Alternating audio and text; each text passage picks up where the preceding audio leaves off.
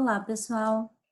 Bom, nesse momento a gente precisa trabalhar um pouquinho sobre extinção dos contratos e as dúvidas que permaneceram mesmo após o estudo da matéria, tá?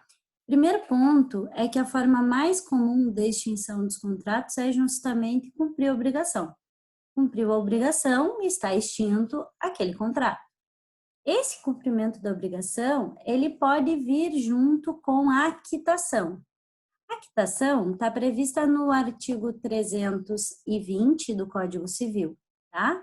Diz o 320, a quitação, que sempre poderá ser dada por instrumento particular, então não exige que seja por documento público, designará o valor e a espécie da dívida quitada, o nome do devedor ou quem por este pagou, o tempo e o lugar do pagamento com a assinatura do credor ou do seu representante. Tá? Mas esse documento que dá a quitação, esse documento escrito, ele não é indispensável, justamente porque, principalmente quando for pagamento em parcelas, em cotas periódicas, diz o 322, a quitação da última estabelece que, presumivelmente, todas as outras foram pagas, tá? Então, guardar os recibos seria o mesmo que ter a quitação. Não é indispensável esse documento. Nós também temos a extinção por arrependimento. E a extinção por arrependimento está prevista no artigo 420. Se no contrato for estipulado o direito de arrependimento para qualquer das partes, as arras ou sinal terão função unicamente indenizatória. Nesse caso, quem as deu, perdê-las-á em benefício da outra parte, e quem as recebeu, devolvê-las-á mais o equivalente, tá? Então, se houver o direito de arrependimento, eu posso me arrepender de ter feito o contrato e desfazer, extinguir o contrato por arrependimento. Isso também está previsto lá no Código de Defesa do Consumidor, o direito de arrependimento do consumidor, previsto lá no artigo 49, que a gente não vai analisar por não ser a nossa disciplina de hoje, tá? Outras formas de extinção nós temos também no nosso Código Civil, tá? E é justamente sobre elas que a gente vai trabalhar para tirar algumas dúvidas que permaneceram após o estudo da matéria. A primeira forma de extinção é a rescisão, tá? E a rescisão diz respeito aos artigos a partir do 66 do Código Civil, da invalidade do negócio jurídico, tá? O que é a rescisão? O contrato, ele traz consigo uma formação nula ou uma formação anulável, justamente por causa de um problema muito sério, num elemento básico ou num vício de origem, tá? Quais são as causas de invalidade do negócio jurídico? As causas previstas do artigo 166 até o artigo 184 do Código Civil, tá? E aí, se for o caso, nós teremos uma ação de rescisão, porque inexistente, porque nulo ou porque anulável o contrato em razão de algo que é anterior ao momento da sua formação ou concomitante ao seu momento de formação, tá? Por exemplo, nós temos aí os vícios redibitórios e a evicção, podem ser causa de ação de rescisão. Outros exemplos de contrato inexistente, por exemplo, não ter o preço no contrato de compra e venda. O contrato de compra e venda traz consigo a obrigatoriedade de ter o preço. Se não tiver o preço, ele será um contrato inexistente. Um contrato nulo, casar de novo sem ter desfeito o primeiro casamento, ou seja, sem ser divorciado, sem ser viúvo, eu não posso casar de novo, porque esse segundo casamento será nulo, esse contrato de casamento será nulo. Outro caso, no caso anulável, por exemplo, um contrato que é celebrado por uma pessoa incapaz, tá?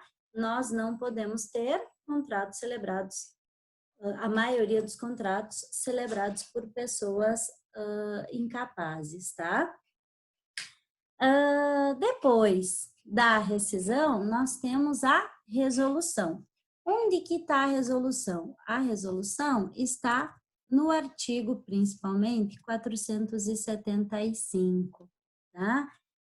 Por quê? Porque a resolução, ela vem de uma falta de cumprimento, né?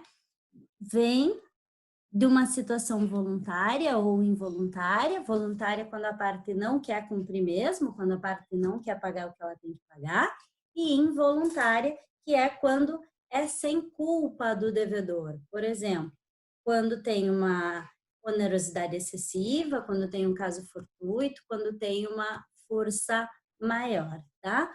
O artigo 475, ele diz, a parte lesada pelo inadimplemento pode pedir a resolução do contrato, ou seja, a extinção do contrato, se não preferir exigir-lhe o cumprimento, cabendo em qualquer dos casos indenização por perdas e danos.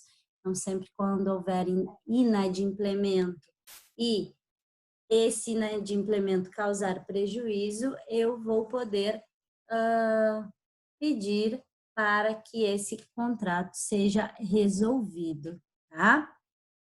E aí aparece a primeira dúvida em relação à parte de extinção dos contratos, tá?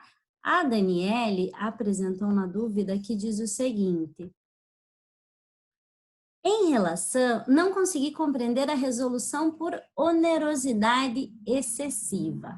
Onde é que está a onerosidade excessiva? A onerosidade excessiva está prevista no Código Civil, no artigo 478, tá? Mas vamos dar uma olhada também no 487.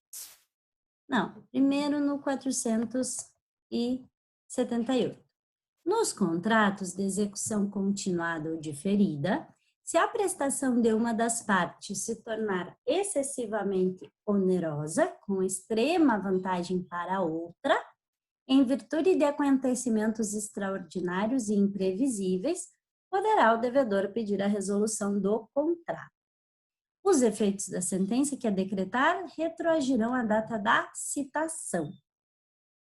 A resolução poderá ser evitada oferecendo-se o réu a modificar equitativamente as condições. Se no contrato as obrigações couberem a apenas uma das partes, poderá ela pleitear que a sua prestação seja reduzida ou alterado o modo de executá-la a fim de evitar a onerosidade excessiva. E aí a Daniele diz que não conseguiu compreender completamente o que é resolução por onerosidade excessiva. Primeiro, essa resolução por onerosidade excessiva não cabe em contratos que são de uma só prestação, eles vão caber em contratos de execução continuada ou diferida, ou a prazo, tá? Tem que ter uma vantagem muito grande em relação a uma das partes. Uma das partes passa a ter uma vantagem, a balança, ela acaba não sendo equitativa. Acaba que uma das partes acaba tendo muito vantagem em relação à outra, tá? E isso acontece por ações posteriores ao contrato. E aí, como é que eu consigo fazer esse aferimento? Onde que eu faço esse aferimento? Vai ter que ser a partir do caso concreto, tá? Por exemplo, digamos que existe a compra de uma casa, essa casa valia um valor, e por obras feitas depois da compra dessa casa, ainda não se terminou de pagar essa casa, a casa passou a valer muito menos. Aí nós temos uma vantagem excessiva de uma das partes. Então, vai ser o caso concreto que vai poder nos mostrar que realmente essa onerosidade excessiva, essa vantagem excessiva aconteceu, tá?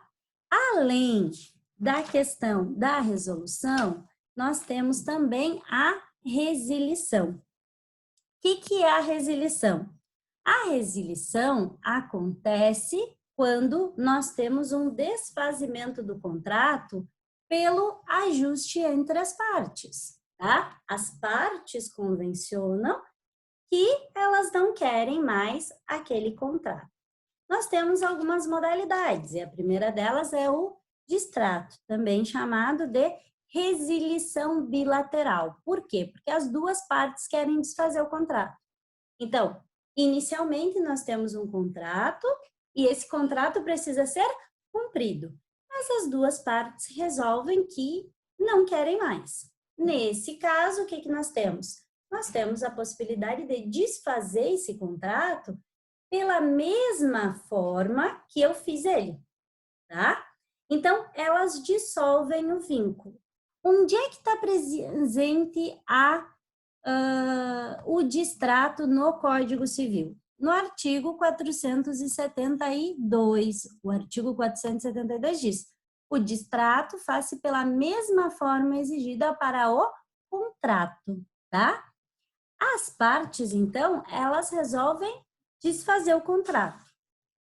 E eu posso, inclusive, colocar essa possibilidade de desfazer o contrato no próprio contrato originário.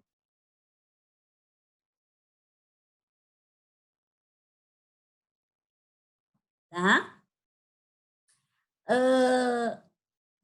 Essa é a resilição convencional, as partes convencionam. E eu tenho também a possibilidade de ter uma resilição unilateral, que está no 473, a resilição unilateral, nos casos em que a lei expressa ou implicitamente o permita, opera mediante denúncia notificada à outra parte. Ou seja, a resilição bilateral é o distrato. As duas partes querem desfazer. A resilição unilateral é quando uma das partes quer dissolver o contrato, tá?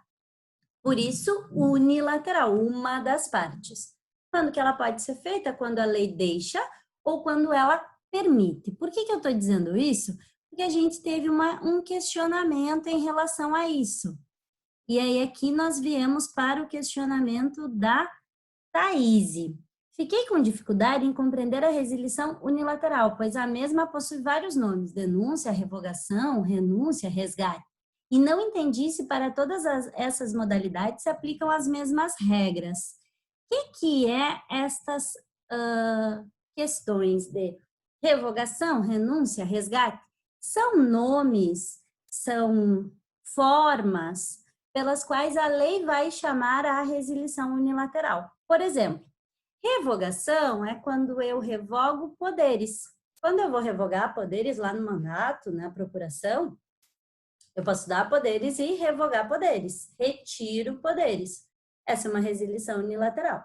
A renúncia é quando eu deixo de dar poderes, tá? Eu renuncio, ou melhor, a renúncia é quando eu deixo de acompanhar, por exemplo, a pessoa me dá uma procuração, me dá um mandato e eu não quero mais, eu renuncio aos poderes que me foi dado. Então, revogação, retiro um pouco dos poderes ou totais poderes. A renúncia, a parte que ganhou os poderes diz não quero mais, tá? O resgate é lá vinculado ao estudo da enfiteuse que não está mais prevista no nosso Código Civil, tá? Então, são outros nomes que eu vou dar para a resilição unilateral, tá? Também posso ter a resilição através do mútuo acordo ou mesmo de uma decisão de um. É isso aí. É o que nós vamos chamar de os dois não querendo mais, e aí eles podem fazer o distrato, ou os dois, um deles quer e o outro não quer, e aí é uma resilição unilateral. Quanto à exceção do cumprimento como causa de resilição, que inclusive foi um dos questionamentos também, outro questionamento da Daniele, que ela diz: em relação à exceção do contrato não cumprido, trata-se de cláusula estipulada em contrato ou como funciona? Também não ficou bem claro a questão da exceção de inexecução ser inválida diante de uma cláusula resolutória. E aí a gente tem que ir por partes. Primeiro, a exceção do não cumprimento, tá? Ela está prevista no nosso Código Civil, no artigo 476. Vamos para o 476. Diz aqui: nos contratos bilaterais, nenhum dos contratantes, antes de cumprida a sua obrigação, pode exigir o implemento do outro. Eu posso chamar também de exceção de inexecução, que quase os autores não chamam, mas alguns vão denominar assim. Primeiro, qual é a regra? A regra é cumprir a sua obrigação, tá? Se um deles não cumpre, tendo o outro cumprido, vai poder pedir para ser extinto o contrato por conta da outra parte não ter cumprido a sua obrigação. Contudo, eu posso colocar uma cláusula resolutiva, ou seja, eu posso já colocar no meu contrato que haverá uma cláusula e eu posso resolver o contrato quando eu quiser. Tá? Eu posso colocar esta cláusula resolutiva no meu contrato. Se a cláusula resolutiva estiver constando no meu contrato, eu não posso me utilizar da exceção de contrato não cumprido. Por quê? Precisa constar no contrato a exceção de contrato não cumprido? Não, porque está previsto na lei. Se no contrato consta que segue as regras do Código Civil, segue as regras do Código Civil e, por consequência, a exceção de contrato não cumprido é válida. Agora, se eu coloco uma cláusula resolutiva dizendo que pode ser resolver o contrato se a outra parte não cumprir, aí eu não posso alegar exceção de contrato não cumprido, porque aí já existe uma cláusula resolutiva, eu já posso me utilizar da cláusula resolutiva para extinguir o contrato. Tá bem? Em tese, estas eram as dúvidas e, a partir das dúvidas, creio que elas tenham sido respondidas. A parte de extinção dos contratos é uma das partes mais importantes quanto à teoria geral dos contratos, justamente porque é a parte que a gente se utiliza na advocacia para extinguir um contrato quando ele não cumpre a sua finalidade ou as suas cláusulas contratuais. Tá bem? Até mais!